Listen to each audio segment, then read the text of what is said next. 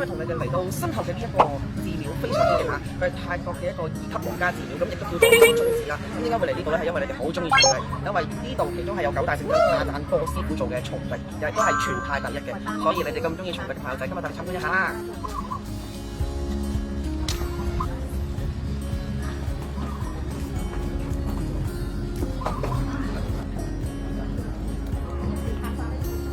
身体不舒服，可能呢会来庙里捐药，我们讲药供捐药，因为呢，其实在这边他们一些常用的药也会使用到，我们会来捐，或者说你哪里是，比如说有人会来捐水、捐电，他的电费、水费、管理费，他每个不同的都是每个不同的品项，在这边的生活开支，有的人身上欠土、欠土、欠火、欠什么，就来捐瓦、捐砖，就根据你自己原本欠的来这边做小额的捐款，来补你的不足，所以上面这些字都是不同的项目才对。好。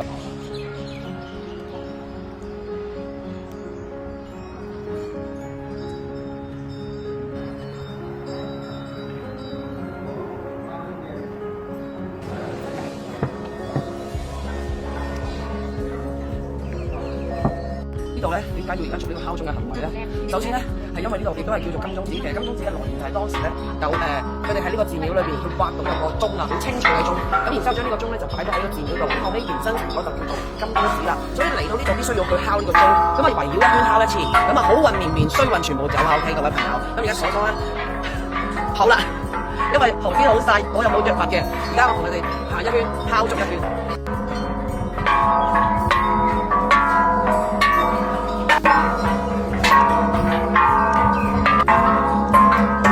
哇，好辣啊！辣到佢隻腳真係啊，佢都忍住啊，爽爽，真係好有恒心啊！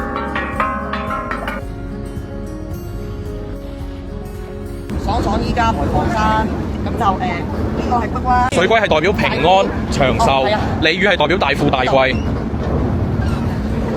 但係咧放生的話咧，仲要再去讀呢個，讀嘅，要念呢個，要念3年，跟住先至可以放嘅，係啦。你睇，俾大家睇下。真嘅。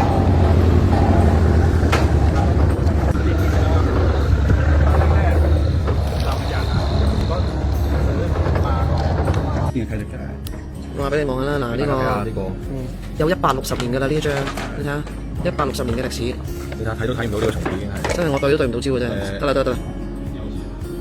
ทันแน่ตัวเนี้ยพอลงก็ตัวขึ้น2415啊！呢個就係真係阿贊多師傅生前嘅，但係呢個貢金非常之高，而且佢廟裏邊只有最後一尊，都冇啦，唉犀利，專登收埋，就係為咗叫我入嚟睇。師傅就係為咗叫我入嚟睇，就影佢先，跟住下個師傅講留翻俾佢。